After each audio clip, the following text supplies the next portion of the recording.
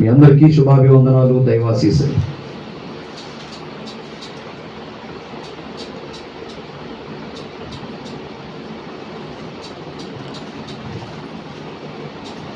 హెబ్రీయులకు రాసిన పత్రిక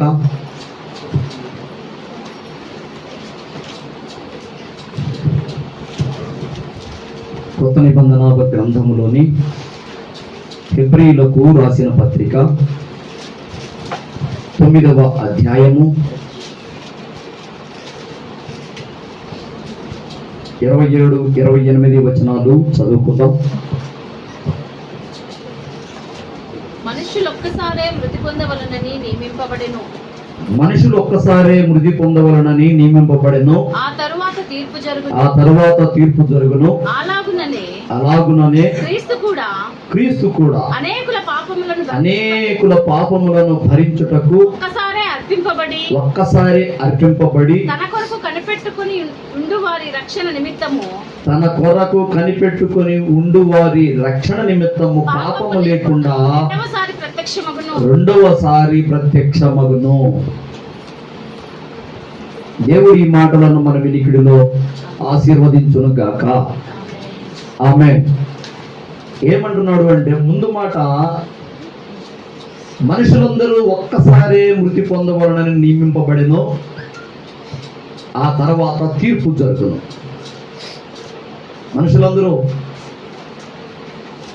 ఒక్కసారి మృతి పొందుతారు, అవునా? అందరూ ఒక్కసారి కాదు, మనుషులకి ఒక్కసారే మరణం వస్తుంది. ఒక్కసారే మరణము వస్తుంది. అయితే తర్వాత తీర్పు జరిగింది.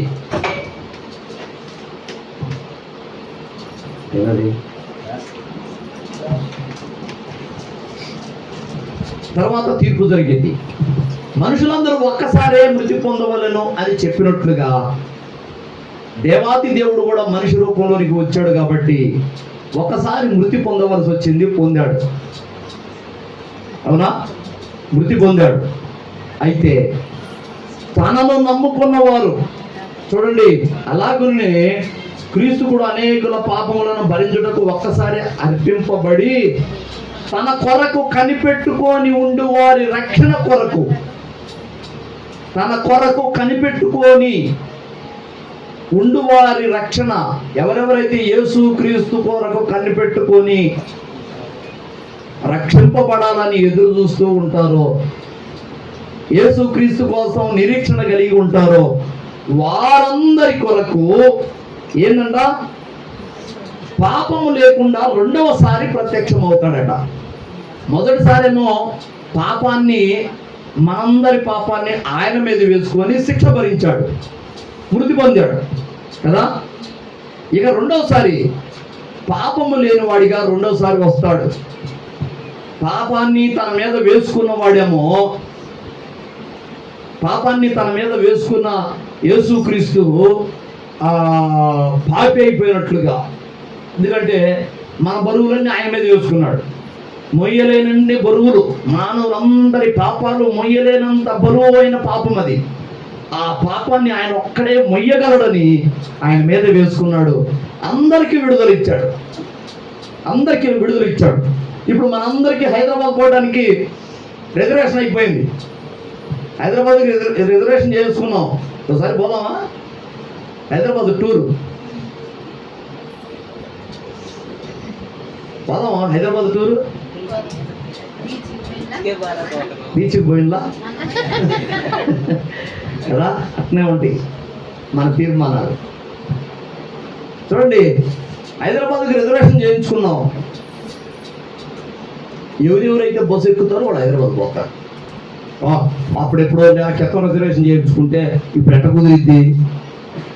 అప్పుడెప్పుడో 2000 సంవత్సరాల క్రితం ఎప్పుడో యేసుక్రీస్తు రక్తాన్ని చిందిస్తే ఇప్పుడు ఎట్టొచ్చింది రక్షణ? అంటే నువ్వు హైదరాబాద్ వెళ్ళడానికి ఈరోజు ప్రయాణమైన నెల రోజుల ముందే రిజర్వేషన్ చేయించుకున్నట్లుగా యేసుక్రీస్తు కూడా 2 సంవత్సరాలకు ముందే వెల చెల్లించేశాడు. ఆల్రెడీ రిజర్వ్ అయిపోయినాయి ఆత్మలన్నీ. ఎవరెవరైతే నమ్మి బస్సు ఎక్కుతారో వాళ్ళు హైదరాబాద్ పోయినట్లుగా, ఎవరెవరైతే నమ్మి బాప్తిజం పొందుతారో వాళ్ళు పరలోకం వెళతారు. పెద్ద లాజిక్ ఏం కాదు అది, అవునా? పెద్ద లాజిక్ కాదు. నమ్మి బస్సు ఎక్కిన హైదరాబాద్ పోతారు, ఎందుకంటే ఆల్రెడీ నీ పేరు మీద రిజర్వేషన్ అయిపోయింది. నెల రోజుల క్రితం ఎప్పుడో రిజర్వేషన్ చేస్తే ఇప్పుడు ఎట్ట ఎక్కుతాం బస్సు అనుకుంటేట. నువ్వు ఆల్రెడీ ముందే రిజర్వేషన్ చేయించుకోవాలి, అవును కదా. అప్పుడప్పుడు కావాలంటే టికెట్లు అందకపోవచ్చు, దొరకపోవచ్చు. కాబట్టి ముందే రిజర్వేషన్ అయిపోయింది, నువ్వు నమ్మి బస్సు ఎక్కడమే. హల్లెలూయా. కాబట్టి అలాగున మనము యేసుక్రీస్తు యొక్క శిలువ మరణాన్ని మనం జ్ఞాపకం చేసుకొని మనము మన కోసం ఆల్రెడీ మన పాపాలంతటిని ప్రభువు వారు తన మీద వేసుకుని శిక్ష అనుభవించేశాడు, మనకు విడుదల వచ్చింది అని నమ్మి బాప్తిజం పొందితే చాలు. దానికి త్యాగాలు చేయాల్సిన పని లేదు, మరలా నువ్వు రక్తం కాచాల్సిన పని లేదు. ఆల్రెడీ ఆయన చనిపోయాడు. మనుషులందరూ ఒకసారి మృతి పొందవాలని నిర్ణయించబడిన ప్రకారంగా ఆయన కూడా మృతి పొందాడు, మనిషిగా పుట్టాడు కాబట్టి, అవునా. ఇకపోతే రెండవసారి వస్తాడట, రెండవసారి పాపము లేనివాడిగా వస్తాడట. హల్లెలూయా. పాపము లేనివాడిగా వస్తాడు. పాపము లేనివాడు ఎట్లుంటాడు? నీతిమంతుడు సింహము వలె ధైర్యంగా ఉంటాడు కదా, అవును కదా. పాపం చేసినవాడు భయపడుతుంటాడు. అమ్మో నేను తప్పు చేశాను, ఎవరైనా చూస్తారేమో, ఎవరైనా కనిపెడతారేమో, పోలీసులు కనిపెడతారేమో, పోలీసుకు ఒక్కడు వాసన చూసుకుంటూ వస్తాయేమో అని వాడికి భయం ఉంటుంది తప్పు చేసిన వాడికి, అవును కదా. కానీ తప్పు చేయనోడికి, తప్పు చేయనోడు వాడు ధైర్యంగా ఉంటాడు. అలాగనే యేసుక్రీస్తు కూడా పాపము లేనివాడిగా వచ్చినప్పుడు ఆయన దీనుడుగా రాడు. ఎట్లా వస్తాడంటే కోదమ సింహం లాగా వస్తాడు. హల్లెలూయా. ఎవడెవడు దొరుకుతాడా? ఎవడెవడు ఇంకా రక్షణ పొందలేదా? ఎవడెవడు నా యొక్క ఆ రక్తాన్ని ఆశ్రయించలేదా? ఎవడెవడు ఈ రక్షణ మార్గాన్ని నమ్మలేదా? చూసి వానికి తీర్పు తీర్చడానికి వస్తాడు. మనుషులందరూ ఒక్కసారి మరణించాలని నిర్ణయించబడింది, ఆ తర్వాత తీర్పు జరిగింది. ప్రియమైన దేవుని పిల్లలారా, యేసుక్రీస్తుకి నిజంగా మానవులందరి మీద తీర్పు తీర్చడానికి అధికారం ఉన్నదా? అంటే యోహాను సువార్త 5వ అధ్యాయము 22వ వచనం చూడు. 5వ అధ్యాయము 22వ వచనం నుంచి చదువమ్మా. మీకు తెలియని దానిని ఆరాధించు. 5:22 తండ్రి ఎవనికి తీర్పు తీర్చడు గాని తండ్రిని గణపరచునట్లుగా అందరూ కుమారుని గణపరచవలనని తీర్పు తీర్చుటకు సర్వాధికారము కుమారునికి అప్పగించి ఉన్నాడు. తండ్రిని అందరూ గణపరుస్తారు, కుమారుని కూడా గణపరచాలనట. ఆ తండ్రి అట తీర్పు తీర్చుటకు కుమారునికి సర్వాధికారం ఇచ్చాడట. ఆ పరలోకపు తండ్రి తన కుమారుడికి తీర్పు తీర్చే అధికారం ఇచ్చేసాడట. ఇంకా కింద చదువు. కుమారుని గణపరచని వాడు ఆయనను పంపిన తండ్రిని గణపరచడు. నా మాట విని నన్ను పంపిన వాని యందు విశ్వాసముంచువాడు నిత్య జీవము గలవాడు, వాడు తీర్పులోనికి రాక మరణములో నుండి జీవములోనికి దాటి ఉన్నాడు. మరణములోనికి రాక జీవములోనికి వాడు దాటి ఉన్నాడు.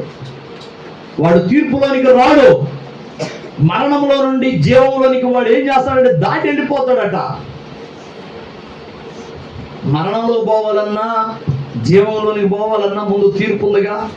అయితే ఆయన కుమారుణ్ణి ఆశ్రయించిన వాడు, ఆయన కుమారుని యందు విశ్వాసం ఉంచిన వాడు మరణము నుండి తీర్పులోనికి రాకుండా దాటి ఇటు నుంచి ఇటే వెళ్ళిపోతాడు. హల్లెలూయా. అయితే కుమారునికి మాత్రం అధికారం ఉంది తీర్పు తీర్చడానికి. ఇప్పుడు జడ్జి గారు తండ్రి, జడ్జి గారు ఎవరు? తండ్రి. ఆయన కూర్చొని ఉంటాడు, కుమారుడు పక్కన నిలబడి ఉంటాడు. ఎవరానా అంటాడు చూడు, లాయరు అంటాడా? ఆ లాయరు ఉన్నట్లుగా పక్కన యేసయ్య నిలబడి ఉంటాడు. ఓ మై డాడీ ఇదిగో వీళ్ళని బట్టి ఇది వీళ్ళ పరిస్థితి, ఇది వీళ్ళ పరిస్థితి, ఇది వీళ్ళు నా రక్తంలో కడగబడ్డారు, వీళ్ళు ఇంకా నన్ను అంగీకరించలేదు. ఇదంతా చెప్పేది యేసుక్రీస్తే. ఫైనల్ స్టేట్మెంట్ మాత్రం పో, నరకానికి పోదు, నరకానికి తీసుకెళ్ళండి వీళ్ళని అంటాడు, లేదా పరలోకానికి తీసుకెళ్ళండి అని జడ్జిమెంట్ ఇస్తాడు. ఎంతకీ జడ్జిమెంట్ ఇచ్చేది జడ్జి గారా, లాయర్ గారా? జడ్జి గారేనా? జడ్జి గారేనా? కన్ఫర్మేనా? కన్ఫర్మేనా? మరి ఇక్కడ ఏంది? కుమారుడు అన్నాడు ఏంది? తీర్పు తీర్చువాడు కుమారుడు అన్నాడు ఏంది? తండ్రి అక్కడ బెదరకుండా చూస్తూ ఉంటాడు. అసలు నా కుమారుడు ఎట్లా తీర్పు తీరుస్తాడో చూద్దాం. ఏం చేస్తుంటాడంటే, కుమారుడు చూపించిన సాక్ష్యాన్ని బట్టే, కుమారుడు చెప్పిన సాక్ష్యాన్ని బట్టే తండ్రి కూడా తీర్పిచ్చేది. ఇప్పుడు జడ్జి గారు తీర్పిస్తాడు, లాయర్ ఇచ్చిన సాక్ష్యాలను బట్టేగా, లాయర్ చూపించిన సాక్ష్యాలను బట్టేగా తీర్పిచ్చేది జడ్జి గారు. ఇప్పుడు తీర్పు ఎవరు చేయించినట్టు చెప్పండి కరెక్ట్గా? లాయరే. లాయరే ఆ శిక్ష పడటానికి ఆధారం చూపించాడు, సాక్ష్యం చూపించాడు, లేదా ఆ శిక్ష నుండి విడుదల పొందడానికి ఆధారం చూపించాడు లాయరే. లాయర్ అంటే తక్కువవాడు కాడు, ఊరకు ఏం లేదు. ఆ లాయర్ చూపించిన సాక్ష్యాలను బట్టి ఈయన ఒక మాట పలుకుతాడు అంతే. జడ్జి గారు అన్ని కష్టపడేది లాయర్ గారే. లాయరే అన్ని సాక్ష్యాలు సేకరించాలి, రకరకాలుగా రకరకాల కోణాల్లో ఆలోచించి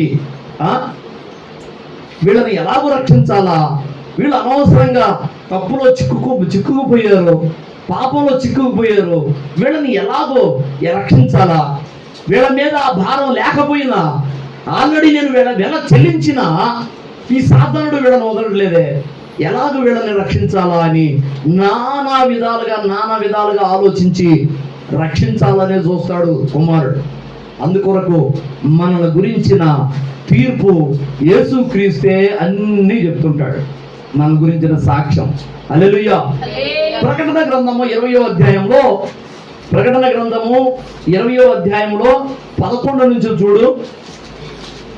అక్కడ అంటాడు 11 నుంచి 20వ అధ్యాయము 11 నుంచి 15 దాకా చూడమ్మా. మరియు ధవళమైన మహాసింహాసనమును దాని యందు ఆసీనుడై ఉన్న ఒకరిని చూచితిని. భూమి ఆకాశములు ఆయన సముఖము నుండి పారిపోయాను. వాటికి నిలువ చోటు కింద కూర్చో అన్న, కింద కూర్చో. ఇట్లా ముందుకురా.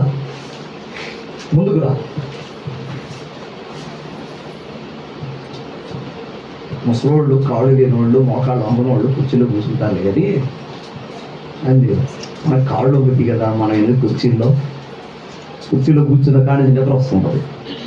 ఎందుకంటే వెనక ఆవులు ఉంటుంది కదా, నిద్ర వస్తుంటుంది. కాబట్టి ధవళ సింహాసనం నేను చూశాను. అక్కడ అంటున్నాడు దాని యందు ఆసీనుడై ఉన్న ఒకరిని నేను చూశాను.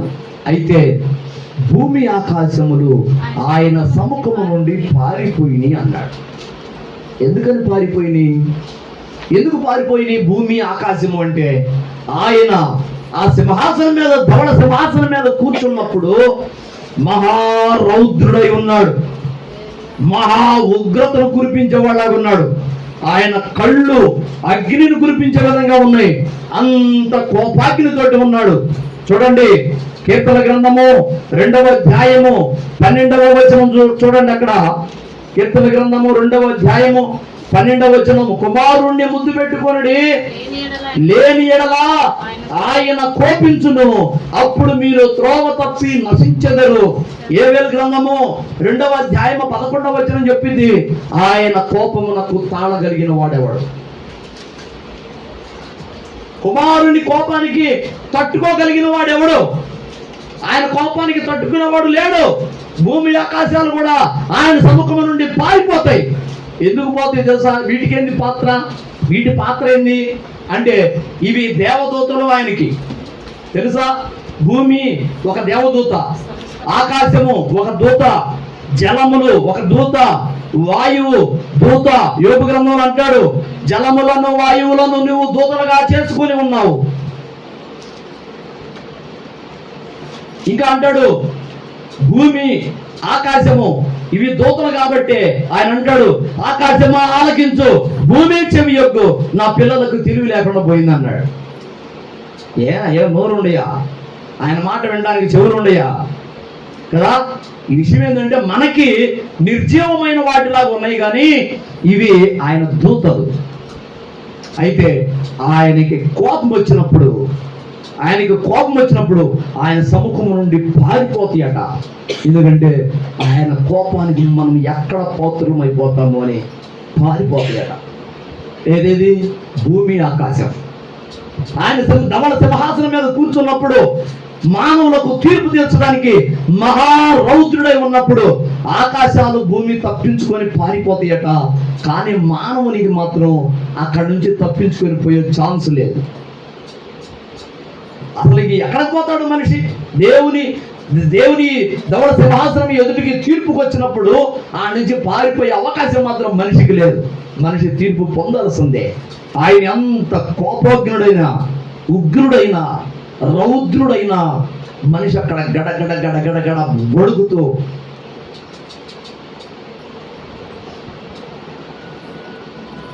కొంతమంది చిన్నపిల్లలు వాళ్ళని బాగా భయపెట్టామనుకో, వాళ్ళు ఏం చేస్తారు? వణుకుతారు, ఇవి కూడా పోసేస్తారు. అవును కదా? వాళ్ళకి భయం వేస్తే వణికిపోతారు, ఏడుస్తానే. ఇక ఒకడైతే ఒకటి రెండోది కూడా కానిచ్చేస్తాడు కదా. ఆయన కోపానికి మానవుల పరిస్థితి ఇంచుమించు అట్టే ఉండదులే. ఎందుకంటే భూమి ఆకాశాలే భయపడి పారిపోయిన స్థితి అయితే, మానవుడికి మాత్రం ఆ సింహాసనం ఎదుట తప్పక కూర్చోకోవాల్సిన పరిస్థితి. అయ్యో, ఇంత భయంకరమైన దినము మనం చూడవలసి వచ్చిందని అసలు ఎంత వణికిపోతుంటాడో మానవుడు. దేవుని ఉగ్రత దినాన ఆ ధవళ సింహాసనం తీర్పునాడు. విధుల పిల్లరా రండి, 20వ అధ్యాయము 11-12 వచనం చదువమ్మా. మరియు గొప్పవారేమి కొద్దివారేమి మృతులైన వారందరూ ఆ సింహాసనము ఎదుట నిలవబడి ఉండుట చూచితిని. అందరూ పెద్ద పెద్ద ధనికులు కావచ్చు, మంత్రులు కావచ్చు, ప్రధానులు కావచ్చు, ఈ రోజున దేవుళ్ళు, దేవతలు అని పిలువబడుతున్న వాళ్ళు ఎవరైనా కావచ్చు. కొద్ది వాళ్ళు అంటే పేదలు, దౌర్భాగ్యులు, పేదరికంలో ఉన్న వాళ్ళు ఎవరైనా కావచ్చు. డబ్బు లేనివాడైనా, డబ్బు ఉన్నవాడైనా, ఏంది ఎంత పెద్ద భూస్వామైనా, ఆసామైనా, ఎప్పుడైనా కానీ ఆ సింహాసనం ఎదుట నిలబడాల్సిందే. హల్లెలూయా. అయితే అప్పుడు గ్రంథములు విప్పబడెను, మరియు జీవ గ్రంథమును వేరొక గ్రంథము విప్పబడెను. ఆ గ్రంథముల యందు వ్రాయబడి ఉన్న వాటిని బట్టి అదిగో తమ క్రియల చొప్పున మృతులు తీర్పు పొందిరి. తమ క్రియల చొప్పున మనుషులు తీర్పు పొందడానికి వాళ్ళ క్రియలే కారణం. దేవుడు అన్యాయస్తుడు కాడు. దేవుడు ఎప్పుడు తెలియక పొరపాటు పడి తీర్పు తీర్చడు. దేవుడు సంపూర్ణమైన జ్ఞానం కలిగిన వాడు, అనంత జ్ఞాని అని బైబిల్ గ్రంథం సెలవిస్తుంది. చూడండి, మత్తయి సువార్త 5వ అధ్యాయము 48వ వచనం దగ్గర. మత్తయి సువార్త 5వ అధ్యాయము 48వ వచనం చదవమ్మా.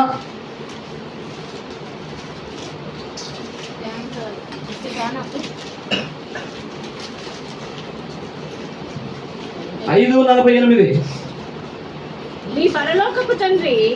మీ పరలోకపు తండ్రి పరిపూర్ణుడు గనక పరిపూర్ణులుగా ఉండే. పరలోకపు తండ్రి అంట పరిపూర్ణుడంట. ఏ విషయంలో? ఏ విషయంలోనైనా పరిపూర్ణుడే. జ్ఞానం విషయంలో ఆయన పరిపూర్ణుడే. చూడండి ప్రియమైన పిల్లరా, మొదటి సమూయేలు గ్రంథము 2వ అధ్యాయము 3వ వచనం చూడు. 2:3.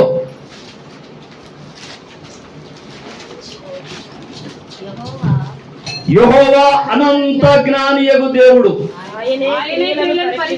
ఆయనే క్రియలను పరీక్షించువాడు. ఆయన అనంత జ్ఞాని. ఆయన మిస్టేక్ పడడు. ఆయనకి తెలియదేమీ లేదు. అర్థమైందా? ఆయన అన్యాయంగా తీర్పు తీర్చడు.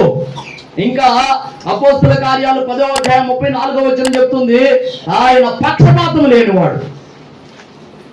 మన చుట్టాలే వీళ్ళు మనవాళ్లే, మన బంధువులే, అది పక్షపాతం ఏమి ఉండదు. ఎవడైనా కానీ తప్పు చేసిన వాడు ప్రతి వాడు శిక్షకు పాత్రుడే. పాపంలో ఉన్న ప్రతి వాడు శిక్షకు పాత్రుడే. యేసు క్రీస్తుని సొంత రక్షకునిగా అంగీకరించిన వాడు శిక్షకు పాత్రుడే. వాడు ఎంతటి వాడైనా కానీ కాక, అయ్యా నేను అమెరికాని పరిపాలించి వచ్చానయ్యా అని ట్రంప్ కాళ్ళ అవునా, పాపం అమెరికా అంటే చాలా దేశాలకి భయం, గొప్ప పరిపాలన చేసి వచ్చాము, అయితే నువ్వు పనిలో కానీ తీసుకుంటాడా?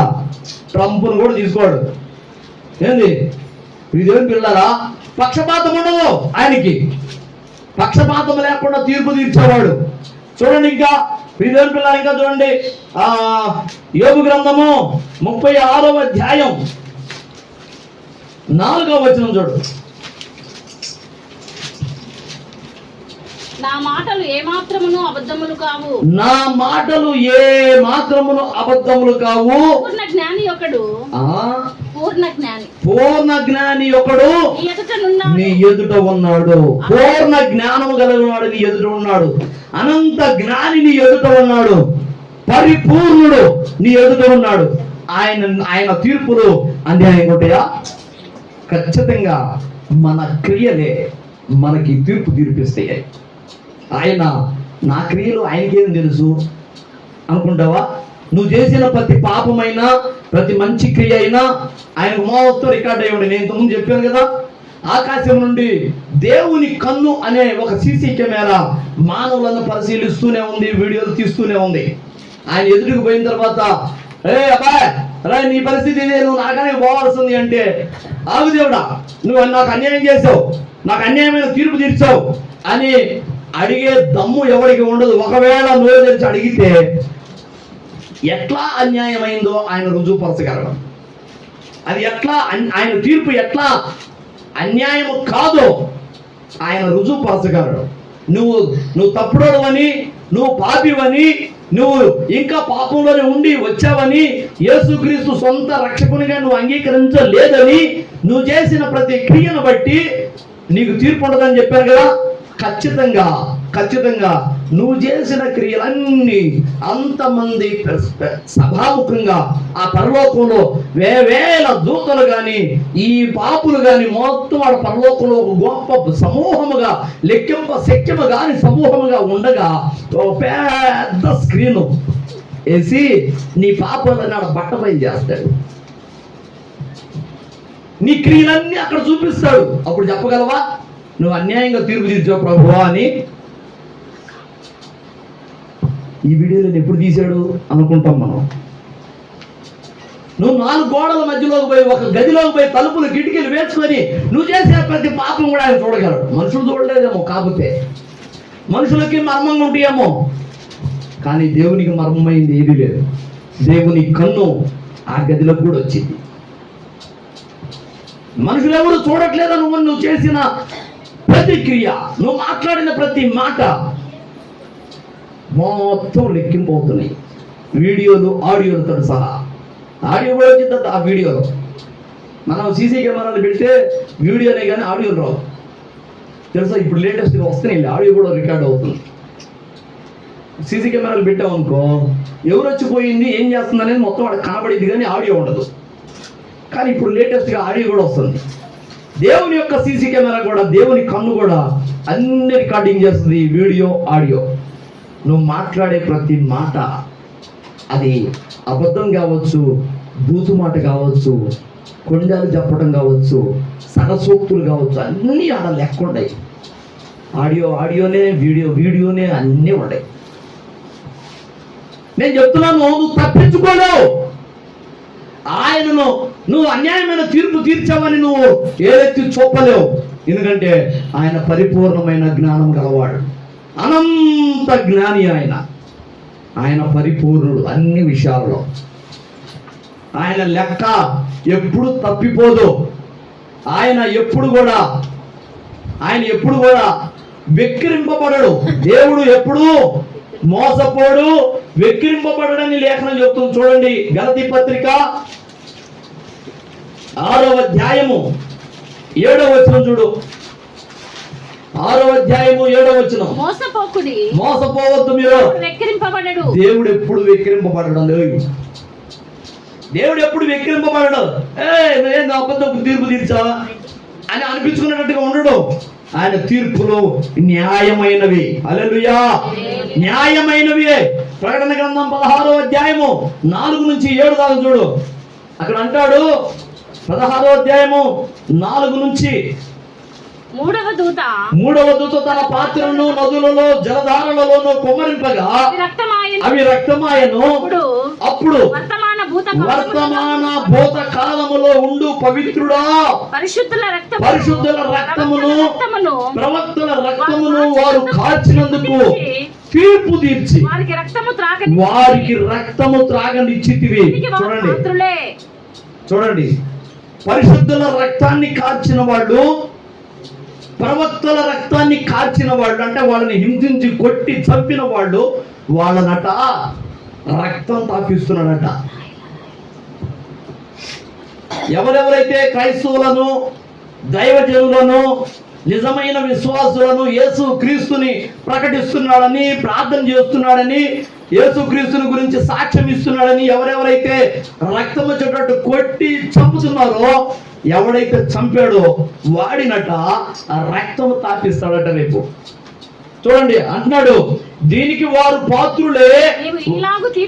కాదు, రక్తమును వారు కాచినందుకు తీర్పు తీర్చి వారికి రక్తము త్రాగనిచ్చితివి. దీనికి వారి పాత్రులే. నీవు ఇలాగూ తీర్పు తీర్చితివి గనక నీవు న్యాయవంతుడవని జలముల దూత చెప్పగా వింటిని. అందుకు ప్రభువా, దేవా, అవును ప్రభువా, దేవా సర్వాధికారి, నీ తీర్పులు సత్యములను న్యాయములై ఉన్నవి. దేవుని యొక్క తీర్పులు సత్యములు న్యాయములై ఉన్నవి. ఆయన్ని మనం వంగబెట్టలేం.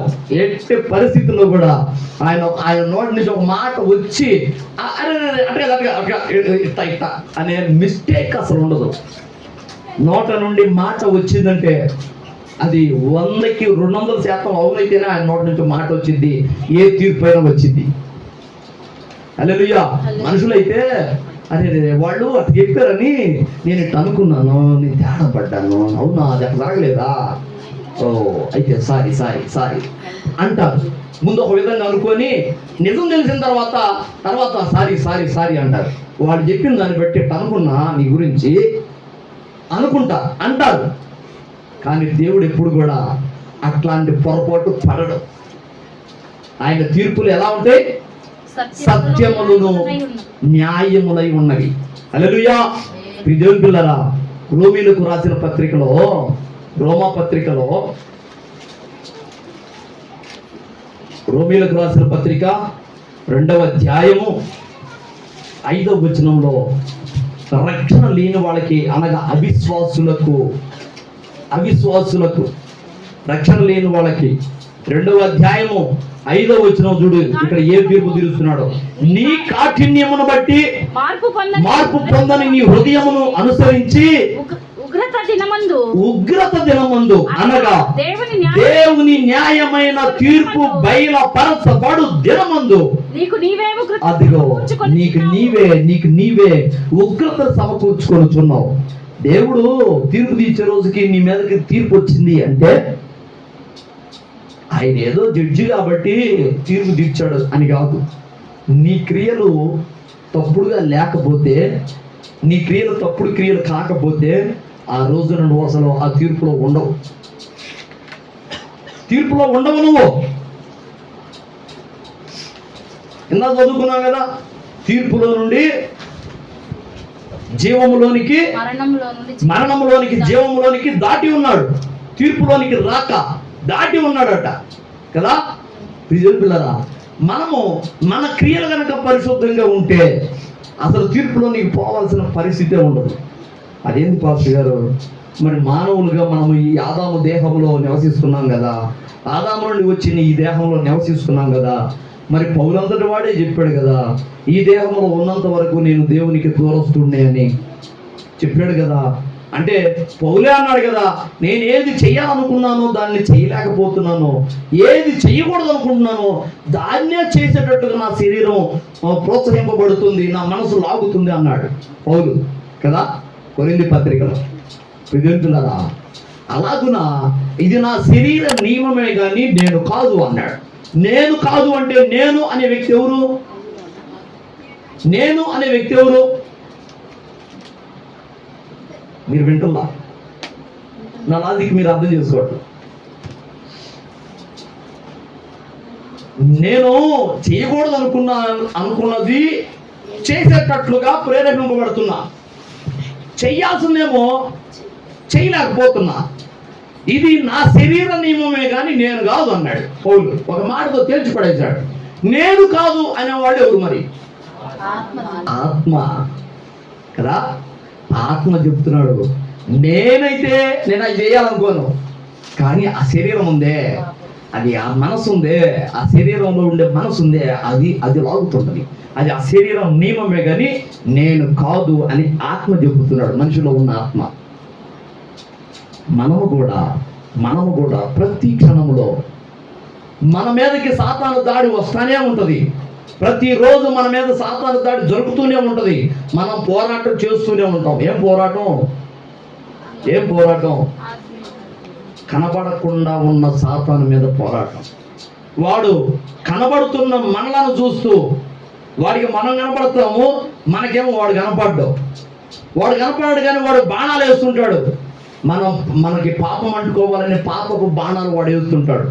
కానీ ఆ బాణాలు మనకి దగ్గరికి వస్తున్నప్పుడు ఇది పాపం అని నీకు తెలిసిద్ది. ఆ పాపాన్ని వెంటనే డాలు అడ్డం పెట్టుకొని ఆ బాణాలని పక్కకు నెట్టేసేయాలి. నీకు తగలకుండా చేసుకోవాలి. అర్థమైందా? వాడు రకరకాలుగా అగ్ని బాణాలు వేస్తుంటాడు. అగ్ని బాణాలు నీ తగలకుండా నువ్వు డాలు అడ్డం పెట్టుకోవాలి. వాడు కనపడడు, వాడేసే బాణాలు కనపడుతుంటాయి. ఆ బాణాల ప్రభావం నీకు తెలుస్తుంటుంది. ఇది సాతాను క్రియే, ఇలాగ చేపిస్తుంది, ప్రేరేపిస్తుంది సాతానుడే. నన్ను ఈ తప్పు చేసినట్టుగా వాడు చేస్తున్నాడు అని నువ్వు గుర్తుపడతావు. ఎందుకంటే నీలో ఆత్మను ఉంచాడు దేవుడు. ఖచ్చితంగా ఆయన నీకు వివేచన ఇస్తాడు. అర్థమైందా? ఇది సాతాను క్రియే. అయితే దేవుడు నీకు ఇంద్రియ నిగ్రహము గల ఆత్మని దయచేసింది కానీ పిరికితనం గల ఆత్మను దయచేయలేదు అన్నాడు కదా. ఇంద్రియ నిగ్రహము, ఇంద్రియాలంటే అవయవాలు. సర్వేంద్రియానం నయనం ప్రధానం అన్నారు కదా. అంటే సర్వ ఇంద్రియాలలో కళ్ళు ప్రధానమైనవి.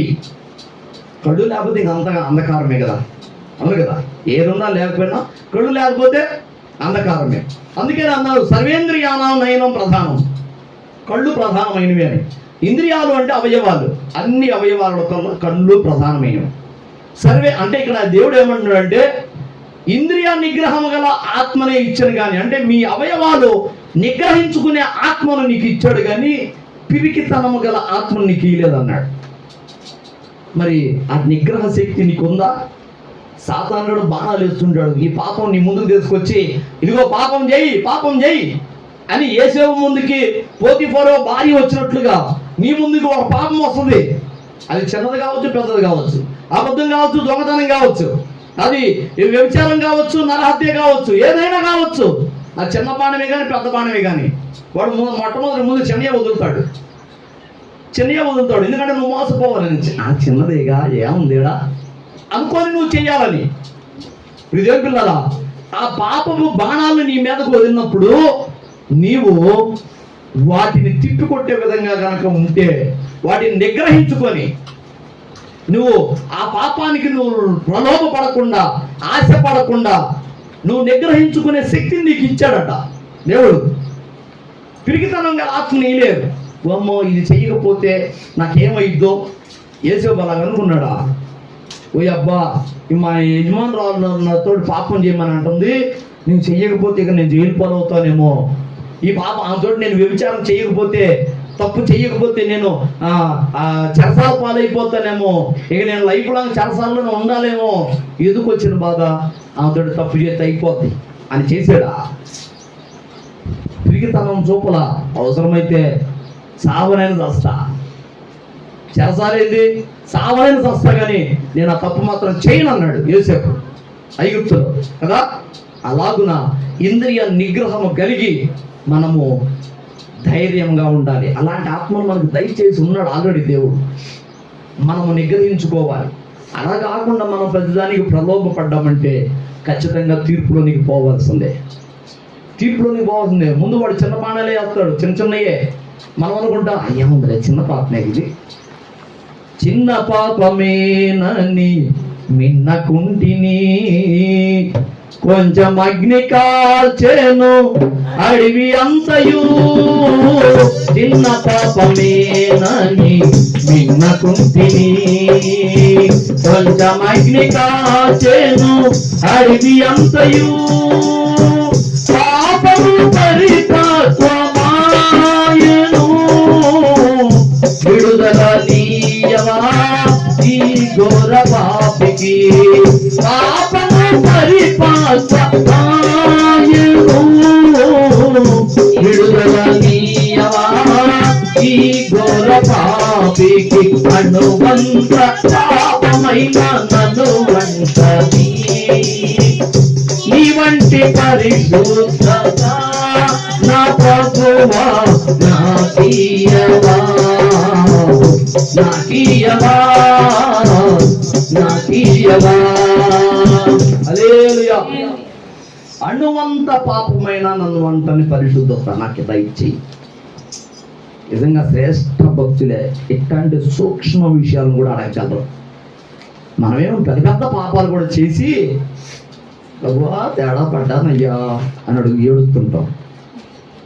తేడా పడ్డాను ప్రభువా, ఏది చిన్నదాని కూడా పెద్దదే చేసి పెద్ద పెద్ద పాపాలే అన్యాయాలు చేసి ప్రభువా తేడా పడ్డానయ్యా క్షమించయ్యా అంట.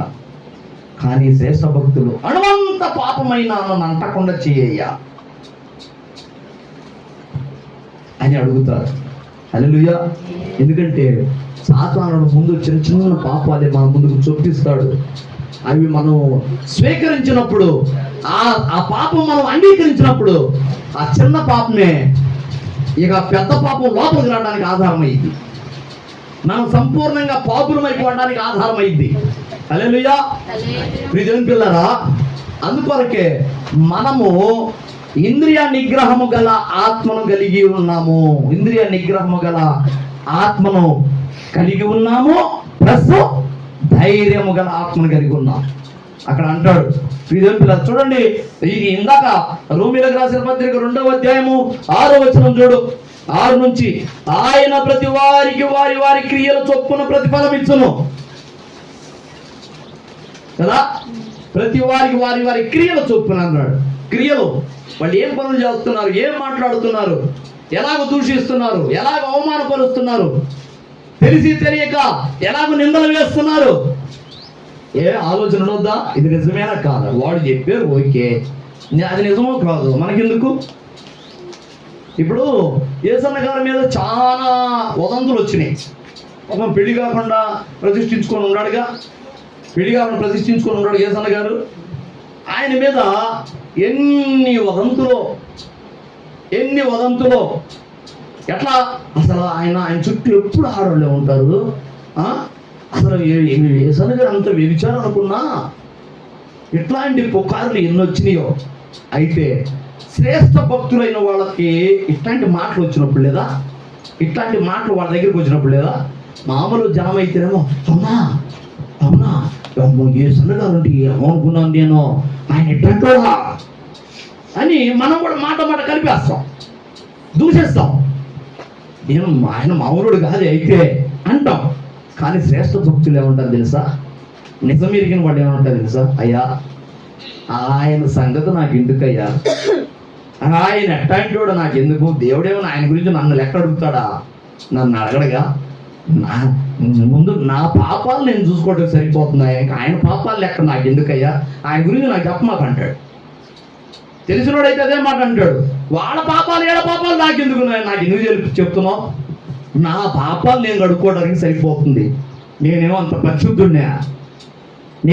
పరిశుద్ధుడినా, నేను పాపంలో పడకుండా ప్రయత్నం చేస్తూ చేస్తూ చేస్తూ చేస్తూ అప్పటికప్పుడుకి నేను కూడా పాపాలు చేస్తూనే పాపం చేయకుండా ఉండాలని ప్రయత్నం చేస్తూ అప్పుడప్పుడు తేడా పడుతూనే నన్ను నేను సరి చేసుకోవటం సరిపోతుంది, ఇంకో వాళ్ళ చరిత్ర ఏళ్ళ చరిత్ర నాకు ఎందుకయ్యా అంటాడు శ్రేష్ఠ భక్తుడైతే. నిజం ఎరిగిన వాడైతే.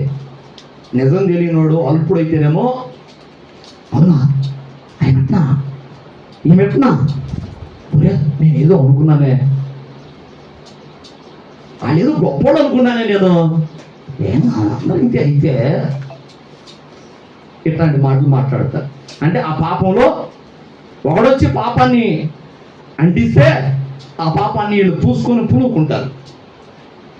నాకెందుకు వాళ్ళ పాపం గురించి నాకు అవసరం లేదు, నేనేం పరిశుద్ధుడుండయ్యా నాకు చెబుతున్నావు, నువ్వు పరిశుద్ధుడు అంటాయా నువ్వు చెబుతున్నావు అంటే వాడు దెబ్బకు నోరు మూసుకొని పోతాడు. హల్లెలూయా. దెబ్బకు నోరు మూసుకొని పోతాడు. నువ్వు పరిశుద్ధుడివా, ఆయన గురించి నువ్వు చెబుతున్నావు, నువ్వు పరిశుద్ధుడివా, నేను పరిశుద్ధుడినా, నాకు చెబుతున్నావు ఎందుకయ్యా అంటే చాలు వాడికి నోరు మూసుకొని పోతాడు. అట్లా కాకుండా అవునా అట్లా జరిగిందా వామ్మో అన్నావు అనుకో, నువ్వు నమ్మినట్టేగా. అంటే వాడు పాపం అంటిస్తే నువ్వు అంటుకొని పూసుకొని పులుకున్నావు బాగా ఒళ్ళంతా. అందుకనే జాగ్రత్త, మన ఇంద్రియ నిగ్రహం కలిగిన వాళ్ళంగా ఉండాలి. చూడండి ఇక్కడ అంటాడు వారి వారి క్రియల చొప్పున ప్రతిఫలం ఇచ్చును, సత్క్రియను ఓపికగా చేయుచు, మంచి పనులను ఓపికగా చేస్తూ మహిమను ఘనతను అక్షయతను వెతుకు వారికి నిత్య జీవం ఇచ్చును. పాపులకేమో ఏమిస్తున్నాడు 5వ వచనంలో కాఠిన్యమును మార్పు పొందని వాళ్ళ హృదయ స్థితిని హృదయమును అనుసరించి ఉగ్రత దినమందు అనగా దేవుని న్యాయమైన తీర్పు బయలుపరచబడు దినమందు నీకు నువ్వే ఉగ్రతను కొని తెచ్చుకుంటున్నావు. నీ మీదకు తీర్పు రావడానికి ఉగ్రత రావడానికి నీ క్రియలే కారణం, నువ్వే కొని తెచ్చుకున్నావు. ఎందుకో తెలుసా, ఎంత చెప్పినా నువ్వు యేసుక్రీస్తుని అంగీకరించలేదు, యేసుక్రీస్తుని నీ సొంత రక్షకునిగా స్వీకరించలేదు, బాప్తిజం పొందలేదు, పొందినా ఆయన నడవమన్నట్టుగా నడవలేదు. నీ క్రియలే తీర్పులను రావడానికి కారణం. నీకు నువ్వే ఉగ్రతను సమకూర్చుకుంటున్నావు. నీ క్రియలు లేకుండా ఆయనేమో అన్యాయంగా నీ మీద తీర్పు తీర్చడు. అదే పరిశుద్ధులకైతే సత్క్రియలను ఓపికగా చేయొచ్చు, ఓపికగా మంచి క్రియలు చేస్తూ మహిమను ఘనతను అక్షయతను వెతుకు వారికి నిత్య జీవాన్ని ఇస్తారట. ఏం వెతకాలి? మహిమను ఘనతను అక్షయతను వెతుకుతూ సత్క్రియలు ఓపికగా చేస్తూ ఉండాలి. ఓపికగా. ఎందుకంటే నువ్వు సత్క్రియలు చేస్తానంటే లోకం ఊరుకోదు, నీ మీద మళ్ళీ ఎదురు కౌంటర్లు వేస్తుంటారు. నువ్వు మంచి పనులు చేస్తుంటే నీకు రివర్స్ వస్తుంటుంది, ఈ లోకం నీ మీద నిందలేస్తుంటుంది. అర్థమైందా? నీకేమనిపించింది తెలుసా, నేను మంచి చేస్తుంటే అంతా నాకు రివర్స్ అవుతుంది, అసలు చేయకూడదు, బుద్ధి ఉన్నదో చేయకూడదు ఇట్లాంటి సాయం అనిపించింది. కానీ నువ్వు అలా అనకూడదు. ఓపికతో నీ సత్క్రియలు చేస్తూనే ఉండాలి. ఎవడే నన్ను అన్నీ నువ్వు మంచి చేస్తుంటే నీకు చెడు రాని. అర్థమైందా? ఓపికగా చేయటం అంటే నీకు ఎన్నో అవాంతరాలు ఎదురవుతుంది, నీకు మంచి క్రియలు చేస్తున్నా. కానీ నువ్వు అబ్బే మనం ఏదో మంచికి పోతే మంచికి రోజులు కాదు బ్రదర్ అనకూడదు, మంచికి రోజులు కాదు అనకూడదు. నువ్వు మంచి చేస్తుంటే లోకం నిన్ను నిందిస్తానే ఉంటుంది. అందుకే ఓపిక కావాలి అన్నాడు. ఓపికగా నీ సత్క్రియలను కొనసాగించాలి అన్నాడు. మహిమను ఘనతను అక్షయతను వెతుకుతూ ఉంటే, నువ్వు సత్క్రియలు చేస్తూ ఉంటే నీకు నిత్య జీవాన్ని ఇస్తాడు. హల్లెలూయా. అదే నీ హృదయ కాఠిన్యాన్ని బట్టి ఎంత చెప్పినా నువ్వు దేవుని మార్గంలో నీకు రాకపోయిన దాన్ని బట్టి, నీ హృదయ స్థితిని బట్టి, నీ హృదయ కాఠిన్యాన్ని బట్టి ఏం చేస్తాడు? నీ ఉగ్రత నువ్వే కొని తెచ్చుకుంటున్నావు. నీ ఉగ్రతను నీకోసం దాచి ఉంచిన ఉగ్రతను నీకు కొని తెచ్చుకుంటున్నావు నువ్వే. నీ క్రియలే దానికి కారణం. ఇదేం పిల్లరా చూడండి, ఇందాక ఎక్కడున్నాం మనం? 2:6 7 కూడా చదువమ్మా. సత్క్రియను ఓపికగా చేయొచ్చు. అదేం చదివాం కదా, అయిపోయిందిగా. ఓకే. అయితే ఇప్పుడు ఈ రోమా పత్రిక 14వ అధ్యాయం కదా, రోమీలకు రాసిన పత్రిక 14వ అధ్యాయము 10వ వచనం చూడు. అయితే అయితే నీ సహోదరునికి తీర్పు తీర్చనే నీవు నీ సహోదరునికి తీర్పు తీర్చనేలా, నీ నీ సహోదరుని నిరాకరింపనేలా, మనమందరము దేవుని న్యాయపీఠం ఎదుట నిలుతుము. మనమందరము దేవుని న్యాయ పీఠము ఎదుట నిలుతుము. 2 కొరింథీ పత్రిక 5:10 కూడా, 2 కొరింథీ పత్రిక 5:10 కూడా అక్కడ కూడా చెప్తాడు చూడండి న్యాయపీఠం గురించి. ఎందుకనగా తాను జరిగించిన క్రియల చొప్పున అది మంచివైనను సరే చెడ్డవైనను సరే దేహముతో జరిగించిన వాటి ఫలమును ప్రతి వాడును పొందినట్లు మనమందరము క్రీస్తు న్యాయపీఠం ఎదుట ప్రత్యక్షం కావాలి. న్యాయపీఠం ఎదుట అక్కడ రోమీయులకు రాసిన పత్రిక 14:10లోను, 2 కొరింథీ పత్రిక 5:10లోను చెప్తున్నాడు న్యాయపీఠం ఉంది. న్యాయపీఠం ఎదుట మనం ప్రత్యక్షం కావాలి. అవి మంచివైనను సరే చెడ్డవైనను సరే తీర్పు ఉంది. మార్పులేని మానవుండా తీర్పు దినము దాగలేవురా. ఎన్నాడు పాట? నేనే చాలా అవుతుంది. మార్పు లేని మానవుండా తీర్పు దినమును దాగలేవురా. చాలా పాతకాలపు పాట. ఆ పాట తీర్పుని గురించి చెప్తుంది. మార్పు లేకపోతే నువ్వు తీర్పును తప్పించుకోలేవు. నీలో మార్పు రాకపోతే, దేవుడు ఇష్టపడే క్రియలు నీలో లేకపోతే, దేవుని యొక్క పరిశుద్ధత నీలో లేకపోతే, దేవునికి ఇష్టమైన నడక నీలో లేకపోతే, దేవుడు ఇష్టపడే సత్క్రియలు మీలో లేకపోతే తీర్పుని దాగలేము, తప్పించుకోలేము. యోవేలు గ్రంథము 2:11 చదివారా? యోవేలు గ్రంథం, ఇందాక కీర్తన గ్రంథము 2:12 చదివారు. యోవేలు గ్రంథము 2:11 చదవండి.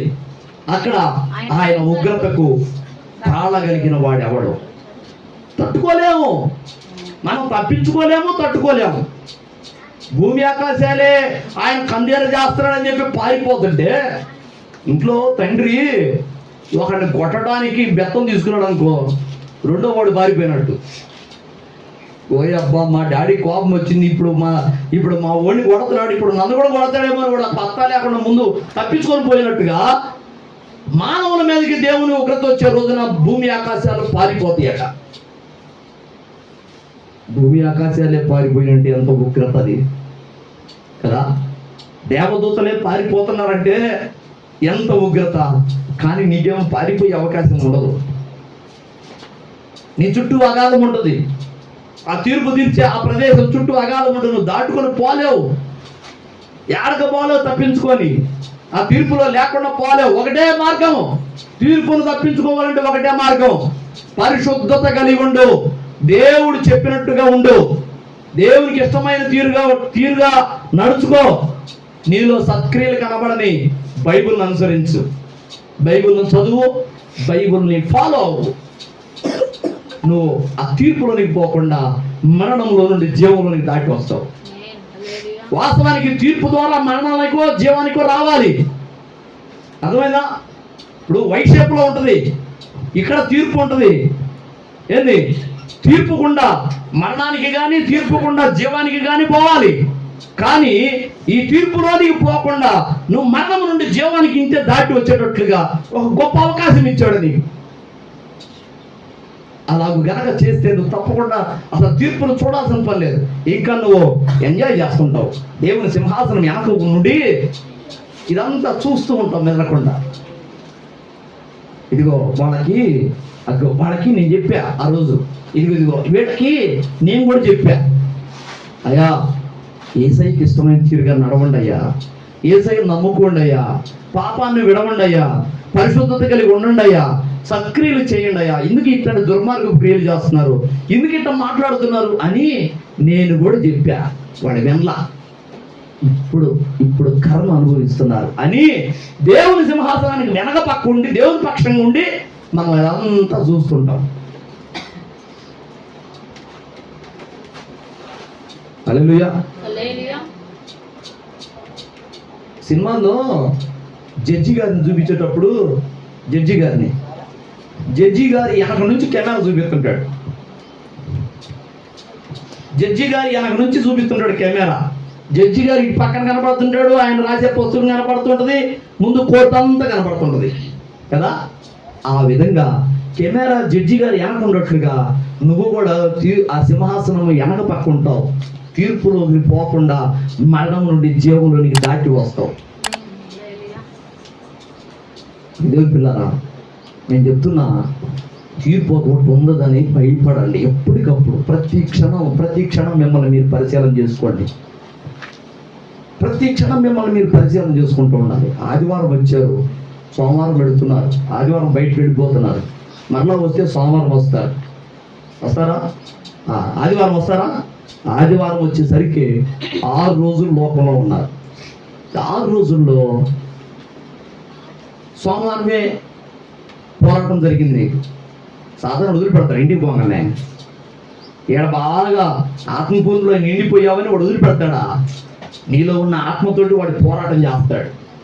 ఏంది, నువ్వు ఒకరోజు గెలుస్తావు, ఎందుకంటే కొద్దిగా ఆత్మ నింపుదలతో పోయావు బయటికి, ఒకరోజు గెలుస్తావు. రెండో రోజు ఏమో ఓడిపోవచ్చు, నీలో పాపం రావచ్చు. పాపం అంటే ఏదో కాదు, ఒక చిన్న మాటే, పాపకూడని మాట ఒకటి, అబద్ధం కావచ్చు, బూతు మాట కావచ్చు కదా, ప్రతి కావచ్చు. అయిపోయింది. మూడో రోజు ఏంది నేను ఇట్లా అసలు ఎట్లా మాట్లాడటం ఏంది, తప్పు కదా అసలు అనుకొని మూడో రోజు మళ్ళీ బలంగా ఉండవు, 4వ రోజు బలంగా ఉండవు, 5వ రోజు బలంగా ఉండవు, 6వ రోజు బలంగా ఉండవు, 7వ రోజుకి వచ్చేసరికి ప్రభు బలకాడకు వచ్చేసరికి ఆ 2వ రోజు చేసింది గుర్తొచ్చింది కదా. 2వ రోజు చేసిన పొరపాటు, ప్రభు అక్కడ ఆ రోజున మంగళవారం రోజు ఒక మాట అన్నానయ్యా, ప్రభు నన్ను క్షమించయ్యా, 3వ రోజున బుధవారం రోజు ఫలానా పని చేశాను అయ్యా, చేయకుండా పని చేశాను, బుద్ధి లేదు ప్రభు అని కొట్టుకుంటాం. క్షమించయ్యా అని కొట్టుకుంటాం. కొట్టుకోలే మీరు ఏంది, అట్లాగా అడుగుతాం, క్షమించు ప్రభు అంటాను. 3వ రోజున 2వ రోజున చేసిన పాపం ఆదివారం దాకా పేరు పెట్టుకుని వచ్చావు. ఒకవేళ 3వ రోజున 2వ రోజున చేసిన పాపంతో పాటు 4వ రోజు మరణం వస్తే, గురువారం రోజు నీకు మరణం వస్తే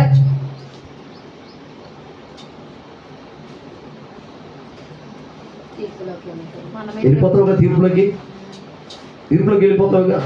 ఒక గొర్రె పిల్లని తీసుకొచ్చి దాని మీద ఇంత బురద తీసి వేసేయండి, నిమిషం ఉంచుకోదు అది. గొర్రె పిల్ల ఒక్క నిమిషం ఉంచుకోదు. పొరపాటున దానికి బురదైనా దాని మీద నీళ్లు పోసినా కూడా, బురద కాదు అసలు, నీళ్లు పోసినా కూడా ఒక్క నిమిషం ఉంచుకోదు. అది ఇదిలిచ్చి దాని శక్తి కొలది ఇదిలిచ్చి మొత్తం దులిపేసుకుంటుంది, పొడి చేసుకుంటుంది గొర్రెపిల్ల. మంగళవారం చేసిన పాపాన్ని, ఆ బురదని ఆదివారం దాకా ఎట్టమేర పెట్టుకున్నాం. ఈలోగా నీకు మరణం వస్తే, దేవుని సన్నిధిలో ఒప్పుకోకుండానే ఆ మరణ మూటను తీసుకొని పోతే ఏడుంటావు? తీర్పులో. అందుకని నేను చెప్తున్నాను, ఆదివారం మీదకి వచ్చేవారు దాకా మీరు మీ పాపాల మూటను మోసుకొని రామాకండి. ఆదివారం పోదాం కదా, అక్కడ వస్తున్నాంలే అని వాయిదా ఇవ్వమాకండి.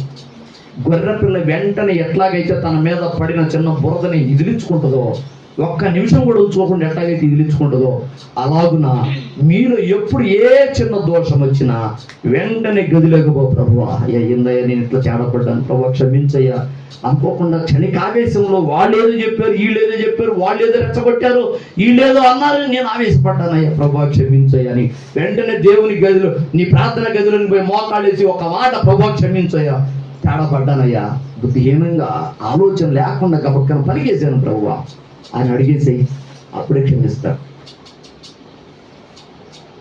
నేను నా దోషములను దేవుని సన్నిధికి వెళ్ళి ఒప్పుకొందును అని అనుకున్నప్పుడే నా దోషాలను కొట్టివేశావు అన్నాడు దావీదు.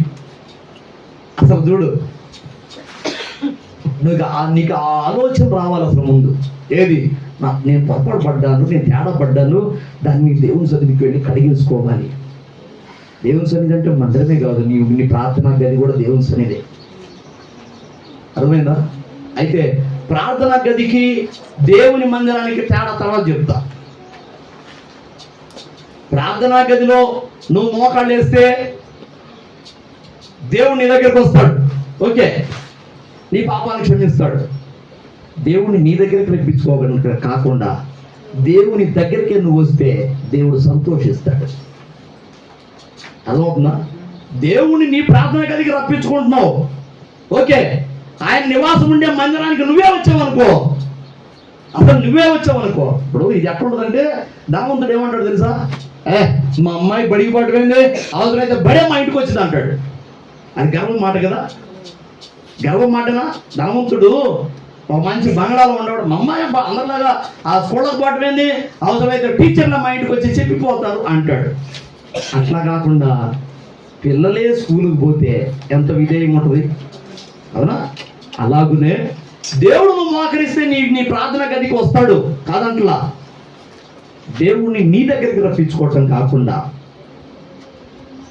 ఒకవేళ అత్యవసరమైతే వాళ్ళు నీ దగ్గరికి రప్పించుకొని ప్రభువా అయ్యా ఇదే నేను బలహీన పడ్డానయ్యా క్షమించయ్యా అంటే ఒకవేళ నీ దగ్గరికి వస్తాడేమో.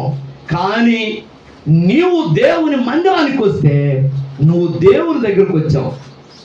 అర్థమైందా? దేవుని మందిరం అంటే ఏది? ఆయన నివాసం ఉండే స్థలం. అబ్రహాం అన్న దావీదు సింహాసనం మీద కూర్చొని ఒకటి ఆలోచన చేశాడు. నాతాన్ని పిలిపించి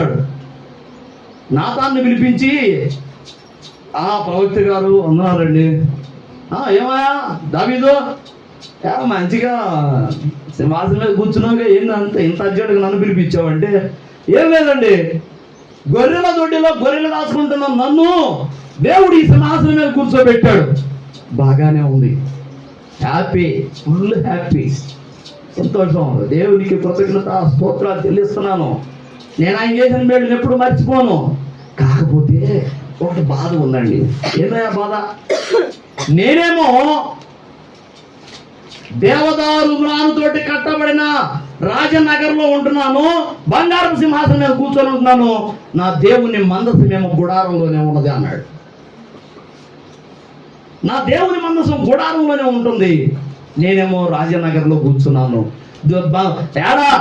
పశువుల దొడ్డిలో గొర్రెల దొడ్డిలో ఉండవలసిన నేను తీసుకొచ్చి నన్ను ఇక్కడ కూర్చోబెట్టాడు. నా వాటికి అయితే హ్యాపీయే. కానీ నాకు ఒక విషయం అయితే తెలుస్తుంది, నా దేవుని మందసము, నా దేవుని సన్నిధి ఇంకా గుడారంలోనే ఉన్నది.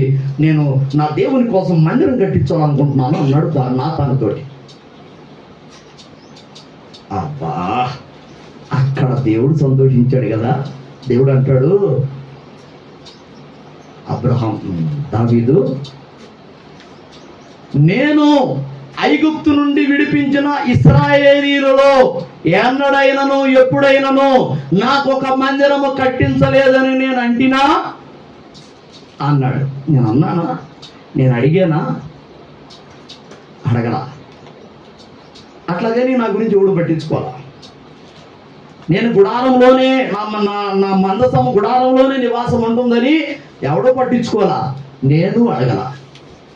కానీ నువ్వు ఉండవే, నేను అడగకపోయినా నీ అంతటా నువ్వుగా ఆలోచన చేసావు చూడు, నిన్ను చూడి అడ్డు చేస్తాను అన్నాడు. ఇదేం పిల్లలు దాని చెప్తా దేవుని చిత్తమైతే ఇంకో రోజు ఇంకో ప్రసంగం చెప్తుంది, మళ్ళీ రూట్ మారిపోతుంది. ఇంకొక రోజు చెప్పుకున్నాం. ఆ రోజున దావీదును దీవించాడు, నీ సంతానమును నీ సింహాసనాన్ని నిత్యం ఉండేటట్టు చేస్తాను అన్నాడు. ఆ రోజు ఇచ్చాడు వాగ్దానం. మందిరం కట్టాలని ఆలోచన చేసిన, కానీ మందిరం కట్టనీలేదు. కానీ మందిరం కట్టడానికి నువ్వు అర్హుడు కాదులే నాయన, కానీ నీకు వచ్చింది చూడు ఆలోచన. ఆ ఆలోచన బట్టి నీ సింహాసనాన్ని నీ సంతానాన్ని నేను ఆశీర్వదిస్తాను, నిత్యము భూమి మీద నిలిచి ఉండేటట్టు చేస్తానని ఆ రోజు పలికాడు. కానీ సొలొమోను ద్వారా కట్టించుకున్నాడు. ఎందుకయ్యా అంటే, పాపం నువ్వు పనికి రావలేదు దావీదు, నీ చేతులు నిరపరాధ రక్తాన్ని చిందించినాయి, నీ చేతులతో కట్టని నీ కొడుకు చేత కట్టిస్తాను అన్నాడు. కానీ మందిరం కట్టాలని ఆలోచన నీకు వచ్చింది చూడు. నేను అడగకపోయినా నిజంగా ప్రేమ ఉంటే అడిగితే చేసేది ప్రేమ కాదు అసలు. ఇప్పుడు అర్థమైందా? అడిగితే చెబితే చేసేది ప్రేమ కాదు. ప్రేమ అంటే తెలుసుకొని చేసేది, వాళ్ళ అవసరం ఏంది, వాళ్ళ అక్కరేంది అని తెలుసుకొని గ్రహించి చేసేది ప్రేమ. అవును కదా? ఇప్పుడు యేసయ్య ఉన్నాడు, తండ్రి యేసయ్యను పంపించాడు, మనల్ని అడిగి చేశాడా? అదే అబ్బాయి మానవులారా నా కుమారుడిని పంపించమంటారా, మీ పాప విమోచన కొరకు అని పంపించమంటారా అని అడిగాడా? అడగకుండానే చేశాడు, మన అవసరం తెలుసుకొని. అవునా కదా? మనల్ని అడిగి పంపిలా, అది నిజమైన ప్రేమ. మనం కూడా అంతే, అడిగితే దేవుడు అడిగితే చేయటం కాదు, దేవుడు అడగకుండానే దేవుని యొక్క అవసరం ఏమై ఉందో గ్రహించిన వాడు దావీదు. అందుకనే దావీదుని ఆ రోజు అంతగా దీవించాడు. 2వ దినవృత్తాంతాల్లో ఉంటుంది అన్నాడు. ఇదేం పిల్లరా, మనము ఎక్కడి నుంచి వచ్చాము ఇటు, అసలు ఎక్కడి నుంచి వచ్చాము ఈ టాపిక్కి?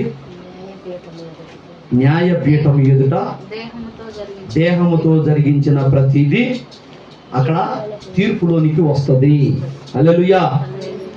ఇకపోతే మత్తయి సువార్త ముగిస్తాను, సమయం ఎంత ఎందుకు అయిపోయింది. మత్తయి సువార్త 25వ అధ్యాయము 46వ వచనం చూడు. మత్తయి సువార్త 25:46. పాపులు నిత్య శిక్షకును,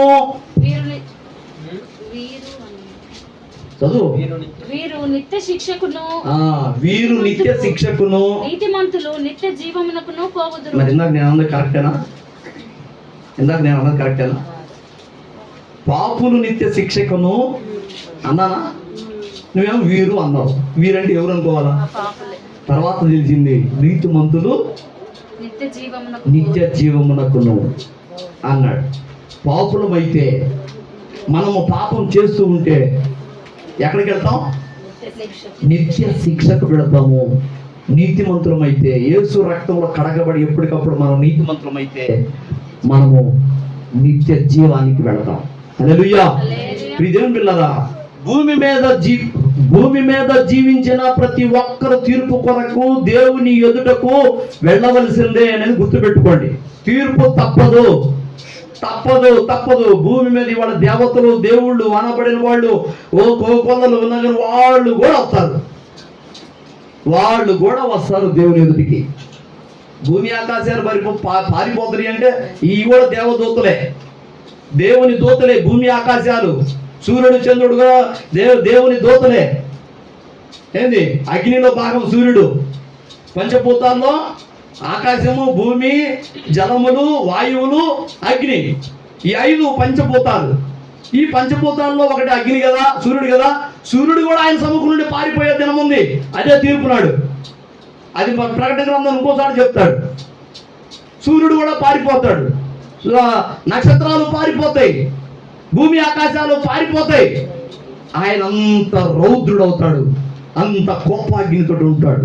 ఆయన కళ్ళు చూస్తే బగ మండే అగ్ని కణికల్లాగా ఉంటాయి. అంత కోపంతో కందేర చేస్తాడు ఆ రోజున. కానీ మానవుడు మాత్రం ఎదురుగా మోకాళ్ళ మీద ఉండాల్సిందే, కానీ ఎక్కడికి పోలేడు. తీర్పు పొందాల్సిందే, ఆ కోపాగ్నికి బలి అవ్వాల్సిందే. నేనంటాను, ఆ కోపాగ్నికి, ఆ ఉగ్రతకు పాత్రులు కాకుండా మొదట రక్షణ పొందండి. రక్షణ పొంది యేసు క్రీస్తు ఎలాగ నడవమన్నాడో అలాగ నడవండి. నేను పరిశుద్ధుడనైన దేవుడును గనక మీరును పరిశుద్ధులై ఉండడం అని చెప్పాడు.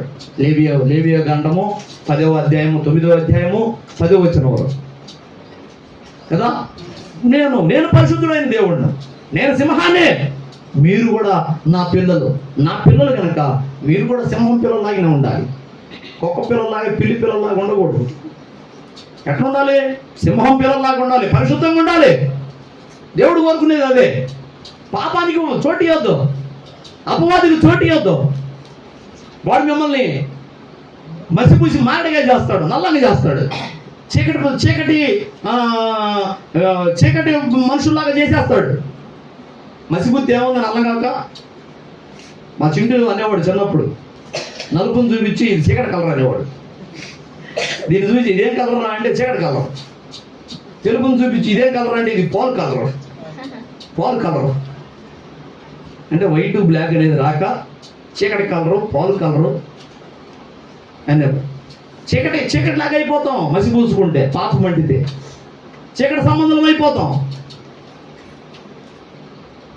ఇదే పిల్లరా, చూడండి, మన యొక్క మాట, క్రియ, ఆలోచన మొత్తము మన చూపులతో సహా ఎప్పటికప్పుడే ఆ క్షణమే ఏదైనా తేడా పడ్డావు ఇంట్లో ఏదైనా కేకలు వేసావా వెంటనే గదిలోకి పోయి ప్రభు క్షమించయ్యా, ఏదో ప్రభువా ఆ వేసి కట్టలు దిగిపోతుంది, తట్టుకోలేకపోతున్నాను, నిగ్రహించుకోలేకపోతున్నాను, కేకలేస్తున్నాను, ఇష్టం వచ్చినట్టు మాట్లాడుతున్నాను, చేస్తున్నాను, ఏం ప్రభు ఎట్లా అయిపోతుంది, క్షమించయ్యా. ఆదివారం ఎడకొచ్చి ఒప్పుకోవాలనుకోమా, ఎడకొచ్చేదాకా బ్రతికుంటే కదా, బ్రతికుంటే దేవుని కృప. ఒకవేళ పోతే నీ పాప మూట అంటే మోసుకొని పోవాల్సి వచ్చింది. ఒప్పుకోకుండా అట్లాగే ఉంటే గొర్రెపిల్ల ఎప్పటికప్పుడు దులిపేసుకున్నట్లుగా నీ దోషాన్ని అప్పుడే ఆ క్షణంలోనే పొరపాటు చేసావా వెంటనే దేవుని దగ్గర మోకాళ్ళు వేసి నీ గదిలో నీళ్ళు మోకాళ్ళు వేసి ప్రభు క్షమించయ్యా, తేడాపడ్డానయ్యా, మన్నించు, ఇంకా చేయను ప్రభు అని తీర్మానం చేయి. తీర్మానం చేయాలి, ఇంకా చేయను ప్రభు. తీర్మానం చేస్తే ఆ తీర్మానంలో నిన్ను స్థిరపరుస్తాడు. శాయశక్తులు ఉండేటట్టు ఆయన కూడా సహాయం చేస్తుంటాడు. తీర్మానం కూడా చేయాలి, ఇంక చేయను ప్రభు అన్న.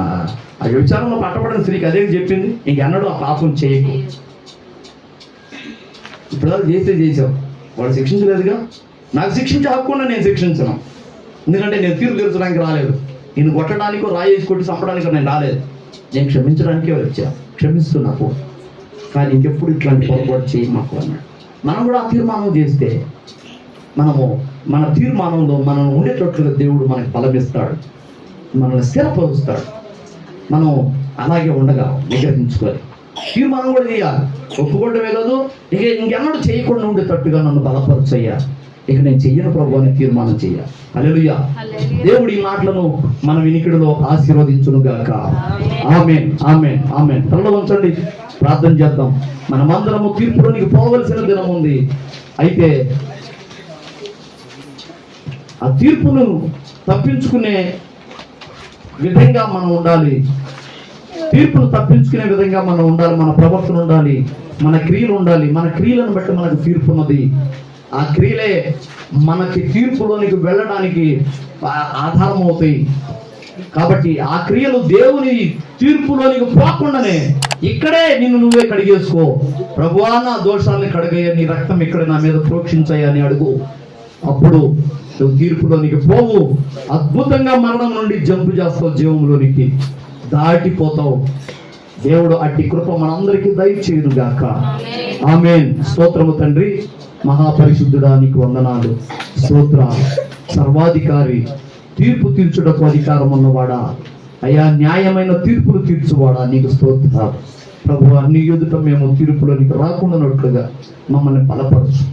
సమయోచితమైన జ్ఞానము దయచేయి, సమయోచితమైన సహాయము దయచేయి. నీకు స్తోత్రాలయ్యా. చెప్పబడిన మాటలు నీ బిడ్డల హృదయాల్లో నాటుకుపోవడానికి కృప దయచేయి. అయ్యా, ఇదిగో నాయన, సాతానుడు దొంగిలించకుండా వాళ్ళ హృదయ పలకల చుట్టూ అగ్ని ప్రకారము దయచేయి. అయ్యా, ఇదిగో నాయన, ఈ మాటలు నీ బిడ్డలో ఇదిగో వాళ్ళ హృదయాల్లో నెరవేరినట్లుగా ఫలించినట్లుగా కృప దయచేయి.